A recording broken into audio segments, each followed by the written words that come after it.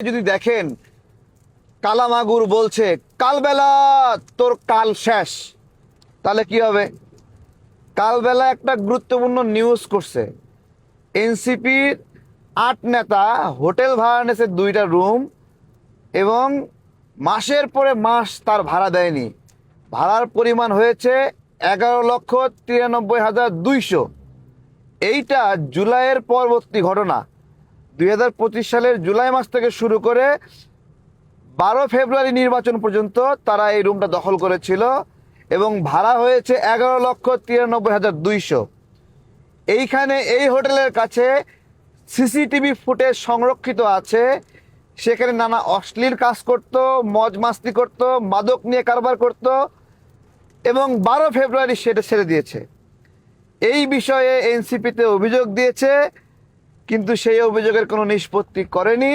জুলাই আছে। জুলাইয়ের পরে একটা কথা উঠেছিল, হোটেল শেরাটনে এনসিপির কেন্দ্রীয় নেতা কালামাগুর, ধলামাগুর, নীলমাগুর, সাদামাগুর দখল করেছিল হোটেল শেরাটনের রুম। সেই রুমের ভাড়া দেয়নি। পরবর্তীতে অন্তর্বর্তীকালীন সরকার এটা একটা নিষ্পত্তি করে, কিন্তু কোনো গণমাধ্যম নিউজ করার সাহস করেনি।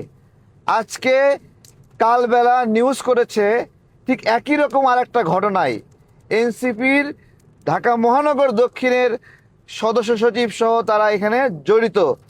তারা নিয়মিতভাবে এখানে যাওয়া আসি করত। এগুলোর আবার সিসিটিভি ফুটেজও হোটেলের কাছে আছে।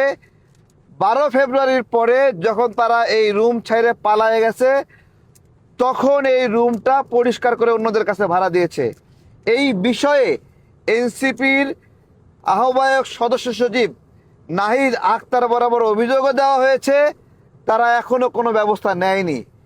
নিউজটা প্রকাশিত হয়েছে, যে কোনো সময় শুনবেন কালামাগুর চিৎকার দিয়ে উঠবে, বলবে কালবেলা তোর কাল শেষ।